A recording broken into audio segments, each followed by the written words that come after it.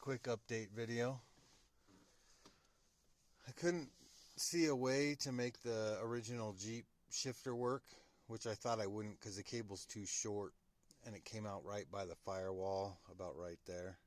And underneath the vehicle, the shifter for the 4L60 is way back here, so it wasn't going to work.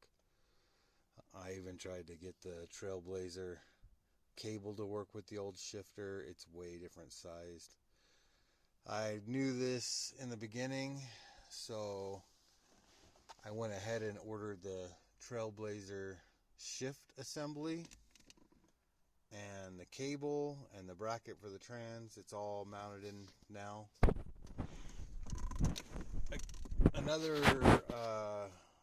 thing that just dropped right in on this build, the shifter, the studs right here, the new shifter dropped right on, but the back ones, you can see the studs, maybe you can't, nah, the studs were way back there for the rear one, so I just had to get a couple of self-tapping screws on either side, and then just the regular nuts for the front one.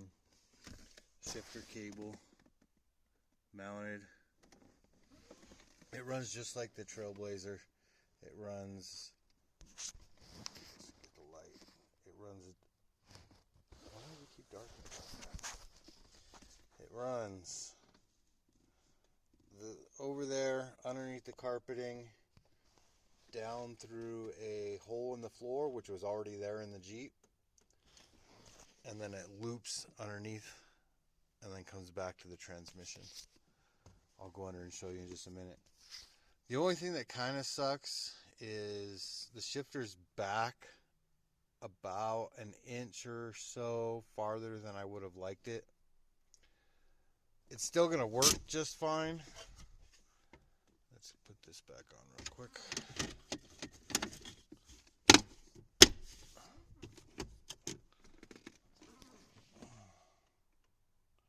It goes all the way back. Drive is like right here. You can't get any of the lower gears though, or I'd have to move it forward a bunch. And the problem with that is the cable's already bent a lot like this. And if I go forward, it's going to bend it even harder, and it's not going to shift right. And then I have to start taking the whole dash apart so that I can get the cable more straight. And I don't really want to deal with that.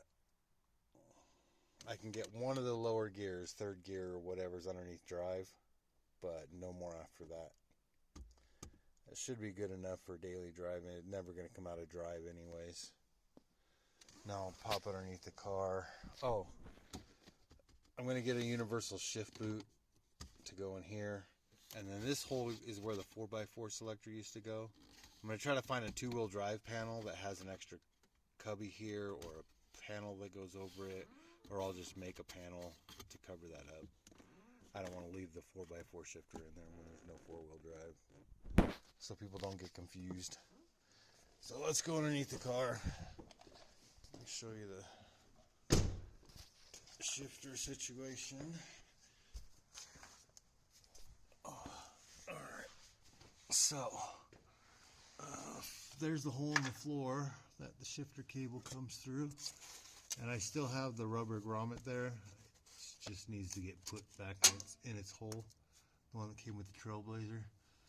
I'll just test fitting it right now. So it just loops around just like the Trailblazer, and then it connects to the transmission. I don't have it connected right now because I don't have the actual, I don't want to lock it in.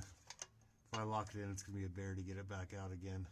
So, but it's in there just the way it's supposed to be. So it's another thing I can call done. Also, I found a good deal on a used 4L60 transmission. Supposedly has like 89,000 miles on it. We'll see if it's any good. So I'm just waiting for my motor to get back from the machine shop so I can start building it and get this dummy block out of here. And I did decide to go ahead and ditch that fan. It was just too big. and I found an aftermarket for, believe it or not, Ford Mustang 2004 to 2014, I believe. Exact same size as this radiator, except for it's sideways. And it's a dual fans. Two 10-inch fans, one here, and then one will go down here. I've already found a hose here. Sorry, I'm trying to do this light. Off the shelf O'Reilly's hose, cut down for the top. And then the bottom, I'm waiting for a 45-degree swivel for the thermostat, and then it'll point right at that bottom one there, and then I can find another off-the-shelf hose. And that fan is supposed to be really slim too, to clear that hose, and that'll give me more room to run the intake, which I think I may actually just end up going straight down with it, way down here, because there's almost no room to get it past the air conditioning compressor. We got like 2.5 inches there. So straight down, and it'll get it out of most of the heat of the engine bay. We'll give it a shot. If not, I have some flexible hose. I can always run that down and around and over here somewhere. But over here is going to be hotter than down there. So, anyways, we will continue this next time.